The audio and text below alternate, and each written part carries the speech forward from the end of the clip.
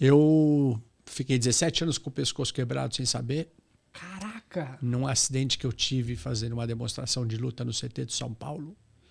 Eu comecei a ter sequelas desse acidente 10 anos depois, que eu não sabia o que era. Também nem imaginava que teria sido do acidente que eu tive. E fui meio que pré-diagnosticado com esclerose múltipla. Entramos num batalhão de exames e viram que eu tinha uma compressão na medula, na altura da primeira vértebra. Você tinha quantos anos, mais ou menos, nessa época? Quando eu sofri o acidente, eu tinha 30 anos. Caraca. Mais ou menos 28, 29 anos, por aí. Uhum. Enfim, aí quando eu comecei a ter as sequelas, eu já estava com uns quase 40. Caramba, 38, eu passei 10 anos sem sentir nada. Eu me lembro que eu comecei a sentir fadiga nas pernas. Eu chegava na academia, na época eu já era professor, e não conseguia ficar muito tempo em pé. Minha perna começava a bambear e eu foi no auge da minha carreira como lutador. E eu tinha que sentar. Aí eu comecei a puxar a perna esquerda com o tempo e por um período curto de tempo, meu lado do esquerdo do corpo paralisou. Mas assim... Do nada. Do nada? Do nada, não sei, foi assim, graduativamente, eu fui perdendo alguns movimentos.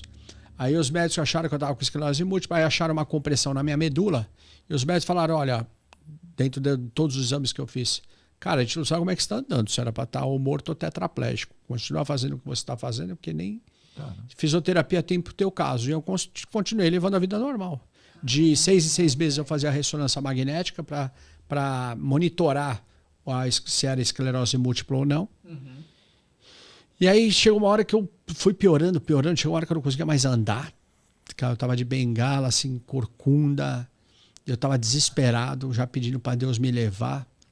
Aí eu fui num fisioterapeuta que era meu aluno, ele me levou no médico especialista em coluna. Aí na primeira, eu fui para ver a lombar, por sinal. Aí na primeira ressonância magnética que ele abriu a ressonância errada. E abriu a do pescoço. E na primeira foto ele olhou e falou assim, teu pescoço está quebrado. Putz, foi um engano ali que acabou dando resultado. Como é que nunca viram isso, Rô? Bando de incompetente, não sei o quê. Tua primeira vértebra está solta, é lá que está esmagando a medula. Caraca. Precisamos operar urgente. E olha, eu vou ser honesto com você. É uma cirurgia delicada, a margem de erro é zero, porque eu vou ter que trabalhar em cima da zona de respiração. Agora você tem que operar, porque senão você vai morrer. Aí eu... Ou seja, Roger, só pra gente entender, você tinha que operar. Tinha que operar. E você tinha poucas chances de vida. Exatamente. E se você não operasse, você iria morrer. Eu ia morrer, porque como a primeira vértebra estava solta, ela batia na medula e ela que foi esmagando a medula. Entendi. E passou esse tempo todo e ninguém percebeu. Ninguém percebeu nada. Todo mundo via o encurtamento da medula, mas ninguém entendia o porquê. Entendi. Achavam que pudesse ser até um vírus. Enfim, aí todo mundo me pergunta por que 45 dias, né? Porque eu virei para ele e falei assim, olha, você me dá 45 dias para operar? Ele falou, para quem está 17 anos com o pescoço quebrado, porque aí ele falou, como é que você machucou esse pescoço? Aí eu lembrei do acidente que eu tive em 95. Ele falou, bom, para quem está 17 anos com o pescoço quebrado, que diferença faz? Você quer 45 dias, manda bola. E aí o que acontece? O meu irmão tinha me convidado para fazer uma viagem, que meu irmão é empresário jogador. E ele queria ir para o Catar, para Dubai, Barcelona, Paris e Milão, para a Europa. Só que como ele não fala inglês, e eu, apesar de aparentar ser um idiota, até falo inglês, aí eu falei, então eu vou com você. E eu nunca tinha tirado um mês de férias na minha vida. Aí eu pedi 45 dias para o médico para operar o pescoço e fui viver meus últimos 45 dias de vida. Ah, você já foi na intenção mesmo? Já, porque eu achava que eu não fosse voltar da cirurgia. Tinha certeza. Você falou para alguém quando você recebeu o diagnóstico ou não? Não. Ninguém sabia dessa história dos 45 dias, eu simplesmente pedi para ele e eu fui viver. E assim, fui feliz da vida, pelo incrível que pareça. Todo mundo fala, como é que você pode passar por isso feliz, né? Aí eu falo, tanto que eu lancei um livro, hoje eu dou palestra motivacional chamado Meus Últimos 45 Dias.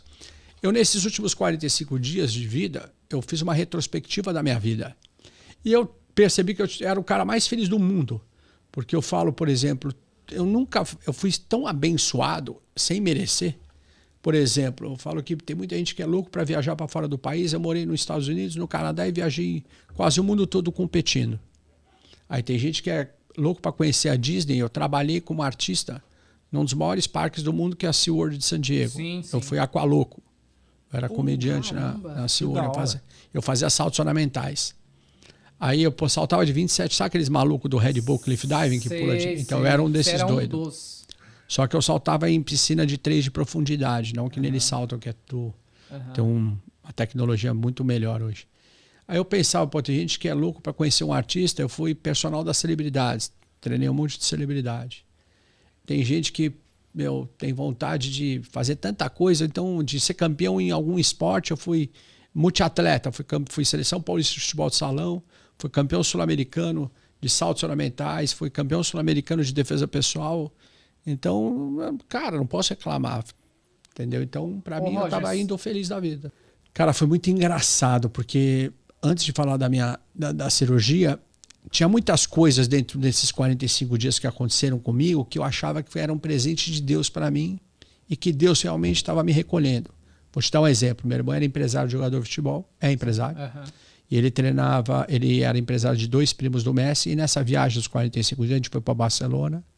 E o Messi foi visitar a gente no hotel. Caramba. Tomar café da manhã com a gente. Isso em 2005? Não, isso aí foi em 2012. 2012. Então, quando nasceu, o WhatsApp dele? Eu tenho do pai. Na verdade, foi inclusive quando nasceu o primeiro filho do Messi. 2012, foi acho que 2 dias depois. Ele foi visitar a gente no hotel, ele, o pai dele, o pai dos 2 jogadores que meu irmão representava. Então, sabe, eu falar, meu, cara... Aí, para complementar, no dia da minha cirurgia, eu ia ser operado 8 horas da noite. Tá. E o médico falou para mim, Roger, você vai fazer o seguinte, você vai comer até meio-dia, depois do meio-dia você não põe mais nada na boca, porque nós vamos operar às 8 da noite. Aí, como a cirurgia ia ser no Hospital 9 de Julho, eu fui na Biorritmo da Paulista, que foi a academia que me levantou.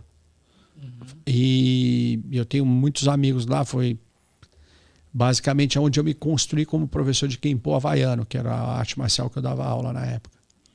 Aí cheguei lá, encontrei o dono da academia, que nunca está lá, hoje eles são dono da Smart Fit, eles têm mais de 800 academias. Caramba. Você nunca imagina que vai encontrar. Então esses detalhes, entendeu? Que, meu Deus, aí ficamos batendo papo, porque eu fui o primeiro professor da Biorritmo. Aí ficamos revendo, tipo, a fase que eu comecei lá, todo o trabalho que eu fiz, que eu fui um dos professores... assim, que tive mais alunos da academia. E até então ninguém sabia de nada. Ninguém sabia de nada. Então, o pessoal sabia que eu ia... desesperado já. Eu já tinha... Então, o pessoal sabia que eu ia fazer uma cirurgia, mas ninguém sabia a gravidade da cirurgia, né? Tinha pessoas que não sabiam nem do que eu ia operar. Bom, enfim. Aí eu fui lá, fiquei batendo papo com o pessoal, eu fui me despedindo das pessoas, óbvio, sem elas saberem. Então, tipo, o que eu fazia? Eu conversava com as pessoas e relembrava algum fato, alguma coisa bacana que a gente tinha passado junto. E falei, cara, você é uma pessoa maravilhosa, cara, eu te amo, irmão. E então fui fazendo isso quase com todo mundo. Óbvio que ninguém entendia, ninguém sabia, né? Aí a última pessoa a sentar na minha mesa foi minha ex-noiva. Olha que coisa louca. Aí ela estava separando do marido, aí comecei, pô, Rô, quanto tempo, saudade de você. Aí sentou, sabe, Rô? Porque eu sempre fui muito conselheiro, eu sempre gostei de ajudar as pessoas. Ai, sabe, Rô, tô me separando, tô tão mal, tô tão triste, cara. Sabe, eu vou te falar uma coisa, você foi o melhor namorado que eu tive, eu nunca te dei valor. Nossa, eu olhei para você e falei assim, agora eu tenho certeza que eu não volto, mano. Eu vou morrer. Porque, eu falo nas minhas palestras, o pessoal dá risada, porque imagina, não é muita... Foi a última pessoa, era 11h30 da manhã quando ela falou isso para mim. Aí eu almocei, entrei em jejum e me internei para ser operado. E é engraçado, como eu ia achar que eu não fosse voltar, não levei roupa, não levei nada. Quer dizer, fui de roupa, mas não levei roupa para sair do hospital, não. Aí entrei no hospital e foi uma sensação estranha, né? Você entrar no hospital sabendo que você está indo para a morte. Então era uma coisa assim, um vendaval de emoções dentro de mim, que ao mesmo tempo que eu estava feliz, tipo, acabou. Eu acho que o que eu tinha que fazer eu já fiz. Ao mesmo tempo, putz, podia fazer um pouco mais, sabe? Aí eu entrei na cirurgia. A cirurgia era para durar umas 3 horas, durou 7 horas. Porque o médico falou, Roger, pelo incrível que pareça, são coisas que a gente fala que é coisa de Deus, né?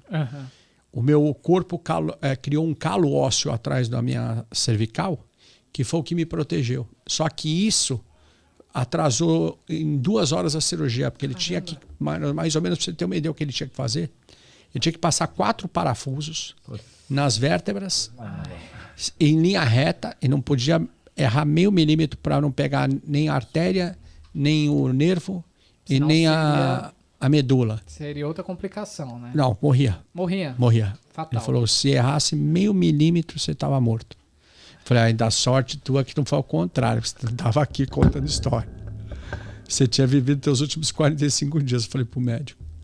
E aí quando eu voltei, foi foi muito engraçado, porque é óbvio que você volta ainda meio dopado.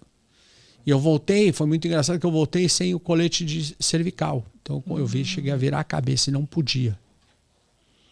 Tanto que eu acho que até por causa disso, minha calcificou um pouco, porque eu viro mais a cabeça para um lado que para o outro, para cá. Tá. Tanto que para ela eu não Entendi. consigo olhar. Então aí quando eu acordei, foi muito engraçado que o meu irmão estava dormindo, roncando do lado de lá. E eu sei que tinha muita gente preocupada com a minha cirurgia, porque era uma cirurgia, Aham. né, coluna, Só quem pescoço. sabia ali mesmo era teu irmão, pra falar a Então, verdade. o meu irmão sabia porque antes da cirurgia, quando eu já estava dopado, que ele já tinha me dado o pré-anestésico, né? Aham. O médico virou para o teu irmão já está pronto para ser operado, é uma cirurgia delicada, ele corre risco de não tá. voltar. Então se despede do teu irmão, porque a margem de erro é 0. E aí eu entrei para a cirurgia, mas isso eu nem escutei do médico também. Pesado, hein, Pato? Não, chegou na hora. Mas por que a decisão de não contar pra ninguém, nenhuma pessoa assim, a qual você pudesse, sei lá, Você não queria que ninguém soltar tivesse dó de você? Exatamente. Nem pro Na Heineken verdade, eu não ficou. estava triste, entendeu? Porque, voltando, para quem é cristão, a morte não é o fim, é o começo da vida eterna. É Certo, aquela certo. coisa, as pessoas querem ver Jesus, mas ninguém quer morrer. É, verdade. Entendeu? Então, para mim, eu estava feliz. Acabou. Eu acho que eu tive uma vida bacana. Eu nunca bebi, nunca fumei. Fui um puta atleta, fui um exemplo em algumas ocasiões. Você fez uma entrega, né? Então, exato. Então, eu estava feliz, sabe? Acabou, tô indo embora.